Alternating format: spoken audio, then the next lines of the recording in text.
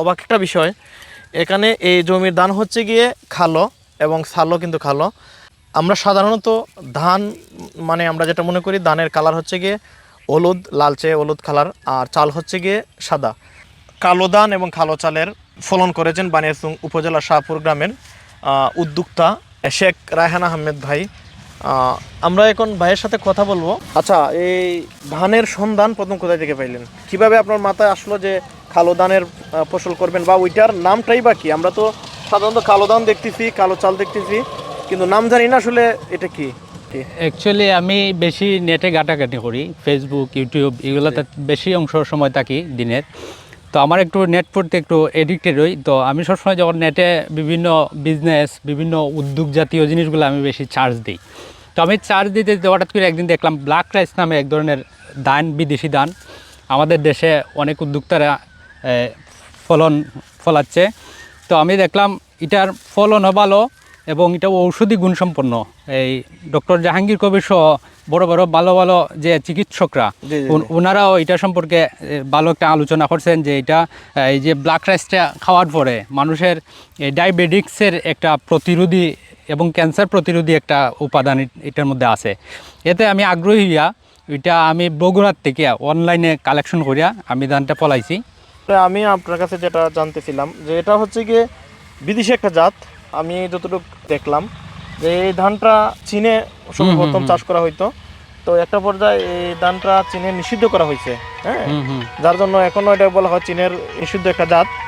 তো এই সন্ধানটা আপনি কিভাবে পাইছেন, প্রথম কিভাবে পাইছেন, আর বীজটা কোথায় থেকে আনছেন? আমি ইউটিউব থেকে যখন ঘাটাঘাটি করে দেখলাম যে ব্ল্যাক রাইস নামে একটা ধান আছে, ওইটার আবার 3টে জাত আছে। একটা হচ্ছে ইন্দোনেশিয়া, একটা ফিলিপাইন, আর একটা হচ্ছে গিয়া ভিয়েতনাম। আপনি যেটা লাগাইছেন এটা কোন জাত? এটা ভিয়েতনামের জাত। ভিয়েতনামের জাত সর্বোচ্চ ফলন হয়, এই জন্য আমি ভিয়েতনামের জাত লাগাইছি।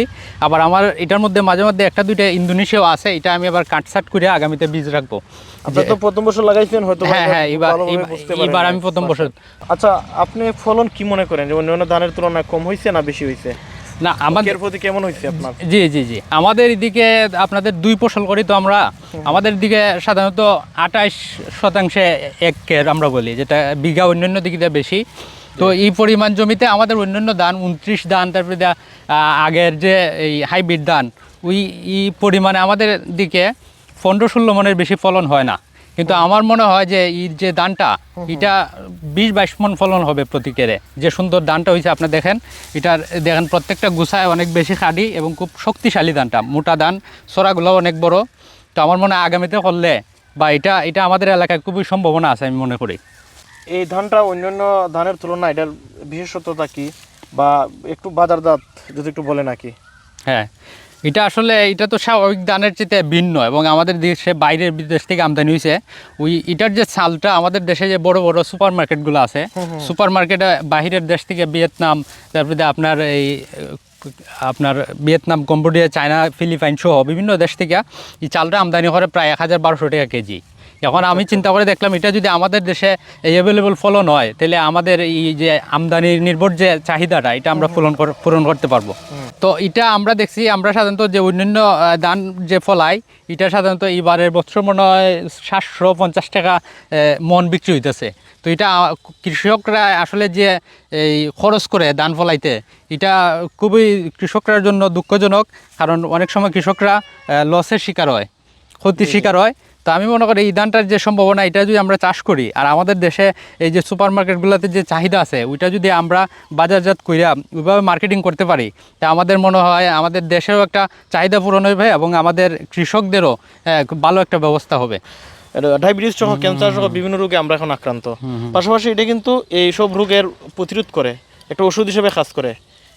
এটাই আসলে সব কিছুই তো যুগের সাথে, প্রযুক্তির সাথে পরিবর্তন হইতেছে, কিন্তু আমরা ধানের যে বিষয়টা এটা আমরা ওই আদিমকাল থেকে যা দেখতেছি আমাদের বাংলাদেশে তাই এখন আমরা দেখতেছি। এটা যেহেতু বিভিন্ন উদ্যোক্তার মাধ্যমে বিদেশি ধানটা আমাদের দেশে আমদানি হয়েছে, আমার মনে হয় যে এই বিভিন্ন রোগ ব্যাধি সহ এটার আমরা একটা পরিবর্তন আইব। আমি এক উদ্যোক্তার কাছ থেকে, এই যে তার বাড়ি কোন জায়গায় জানি, ফকির সুহেল কইরা চার্জ দিলে আপনারা পাইবেন, তার কাছে আমি 1 কেজি ধান বীজের জন্য চাইছিলাম। ওইটারও একটা জাত সে 4,000 টাকা কেজি চাইছে আমার কাছে। জি জি জি। আমার মানুষের ফল্ট মনে করে আমি আমার আরো বন্ধু বান্ধব অনেকটা তার সাথে ফোনে আলাপ করাইছি, সে 4,000 টাকা কেজি চায়। 4,000 কেজি মানে চায়। তখন আমার খুব আগ্রহ জাগছে যে এটা যদি 5,000 টাকা কেজি হয় আমি এনে চাষ করব। আমার আগ্রহটা তখন আরো বেশি বাড়ছে। ওই আগ্রহ থেকে, আর আমি সবসময় নতুন ক্রিয়েটিভ কিছু করতে জি, জি, ভালো জি, লাগে জি, আমার, জি, ওই জি। হিসাবে আমি ট্রাই করি। আমার আরো 2টা ধান আছে, আপনি জানেন, একটা ধান খাইটেলিছে আমি, এটারে বলে রড মিনিকেট।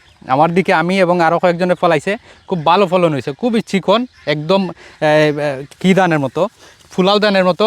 আরেকটা ধান আছে আপনার এই যে ফাতেমা ধান, ওইটাও খুব আলোচিত, এটা আমার পাশে আছে মোটামুটি সামান্য জায়গা।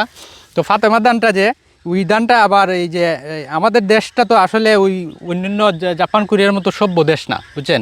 আমাদের দেশে আসলে এই যে অনলাইন ভিত্তিক যে ব্যবসা, এটা এখনো নির্ভরযোগ্য হয়েছে না, নির্ভরযোগ্য হয়েছে হ্যাঁ, না। নির্ভরযোগ্য বা বিশ্বাসযোগ্য হয়েছে না, যে কারণে আপনার অনেকে প্রতারণা করে লাই। যেমন আমার সাথেও করছে, আমি যে ফাতেমা ধানটা আনছি, আমার সে বীজ ধান না দিয়ে বুজ ধান দিয়ে দিছে। মানে বীজ ধান তো আপনার ছাটাই করে রাখতে হয় একটু যত্ন করে, ওইটা না করে সে বেশি টাকার লোভে বুজ ধান দিয়ে দিছে, এই জন্য আমরা অনেকটা ক্ষতিগ্রস্ত আপনারও হয়েছি। এখানে ওর প্রবলেম আছে, এই যে হ্যাঁ, অনেক অনেক ধানগুলোতে দেখুন এখানে আমার আপনার সাদা ধান দিয়ে হ্যাঁ, দিছে। এখানে 2-1টা আছে, তবে এটা আমার হলুদ খুব ধান দিয়ে শখের ধান। আমি এটারে আলাদাভাবে ছাটাই করিয়া খুব সুন্দর করিয়া বীজ হিসাবে এটা আমি রাখবো, আর অনেক বন্ধু বান্ধব আমার কাছে চাইছেও। আচ্ছা, আমি যে জিনিসটা আপনার কাছে জানতে চাইছিলাম, যে আমাদের এলাকায় কিন্তু একটা ধান আছে যেটা আমরা ভিরুন ধান বলি এলাকার ভাষায়।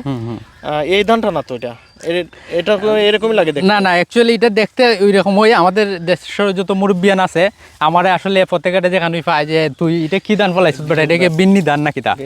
আমিও বলি যে আসলে এটা বিন্নি ধানের মতোই দেখা যায়। আর আমাদের দেশের মানুষ তো মুরব্বিয়ান, আগের যুগের মানুষ, ব্ল্যাক রাইস বললে কেউ চিনেও না। তা আমি সহজ ভাষায় বলি, না এটা একটা খালো ধান, এটার চাউলও খালো। হ্যাঁ, তো সবাই মনে করে বিন্নি ধান, আমার অনেকে বিন্নি ধান বললে প্রশ্ন করে। আপনার বিন্নি ধানের তো চাউল আসলে সাদা, ধান খালো হইলো। জি। আপনি দেখেন এইটার চাউলও কিন্তু খালো। কিছু ধান ছিঁড়েন আপনি, কি হাতে উঠান। এটা আচ্ছা, আমরা দেখি কেমন আসে।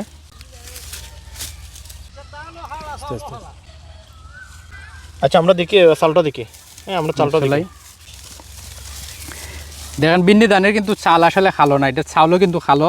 আর আমার এটা তো জ্বালা খেত, আমি অনেক পরের পাইছি, আমার ধানটা পুরাপুর ফাঁকছে না এখনো।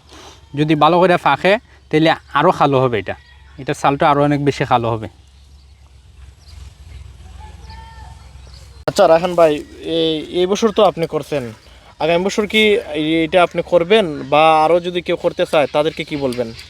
না, এবার করার পরে আমার যে দান হয়েছে, এবং আমি যে একটা আশাবাদী করছিলাম, হ্যাঁ, আমার কাছে লাগছে যে এটার ভালো একটা সম্ভাবনা আছে। অন্যান্য দানের চেয়ে এটা ফলনও বেশি, রোগ ব্যাধিও খুব কম। এটা খুব শক্তিশালী ধান। দেখেন বৈশাখী ধান অনেক সময় ঝড় বৃষ্টিতে হিললে পড়ে জায়গা, এটা কিন্তু হেলে না, গুঁড়া অনেক বেশি শক্তিশালী। ওই হিসাবে আমার ধারণা আছে আগামীতে আমি আরও বেশি করে করব, আরও বেশিভাবে করবেন। অন্যরা যারা করতে চায় তাদের আমাদের এলাকায়। হ্যাঁ, আপনার এলাকায় অন্যরা যারা করতে চায় তাদের কিভাবে একটু সহযোগিতা করবেন? হ্যাঁ, আমার তো ধারণা হয়েছে কি, আমি যেহেতু এইটা আমার ইচ্ছা হয়েছে করার জন্য, আমি কিন্তু আমাদের আশেপাশে কোথাও পাই নাই, আমাদের হবিগঞ্জের ভিতরে কোথাও পাই নাই। আমি বগুড়ার থেকে অনলাইনে বীজটা নিয়ে আসছিলাম। তো আমি মনে করি আমাদের এই আশেপাশে যদি কেউ করতে চায়, আমি এই ধানটা সবটা বীজ হিসাবে রাখবো। যদি কেউ করতে চায় সরাসরি আমার কাছে বীজ নিতে পারবে, অনলাইনেও বীজ নিতে পারবে। এবং আমি ওইটা বলতে পারি যে আমি নিজেও প্রতারণার শিকার হয়েছি, আমি কেউ সাথে প্রতারণা করব না, কারণ ওই ধরনের মন মানসিকতা আমার নাই। কারণ একজনে আমার নিজের দিক দিয়ে আমি যদি চিন্তা করি, আমি খুব শখ করে জিনিসটা আনছি, আনার পরে যে আমার সাথে প্রতারণা করছে, আমার খুবই রাগ এবং গুসা উঠছে। এই ধানটা কি বীজ হবে? হ্যাঁ, আপনি বীজ রাখতে পারবেন? বীজ অবশ্যই হবে। আমি যে আনছি ওইটা কিন্তু ফার্মের বীজ না, ওইটা ফার্মের বীজ না, এটা আউটভাবে একজনের শখ করে করছে, তারা বীজ করে অনলাইনে বিক্রি করছে, অ্যাভেলেবল বিক্রি হয়, ওই হিসাবে আমি আনছি। আর আমি যে রাখবো, আশা করি আমি বীজ রাখার মোটামুটি যে বৈজ্ঞানিক পদ্ধতি বা বিভিন্ন ছত্রাকনাশক ইউজ করা লাগে, এগুলো আমার একটু ধারণা আছে। তো আশা করি ভালো বীজ হবে। জি, ধন্যবাদ ভাই। ধন্যবাদ আপনাকেও।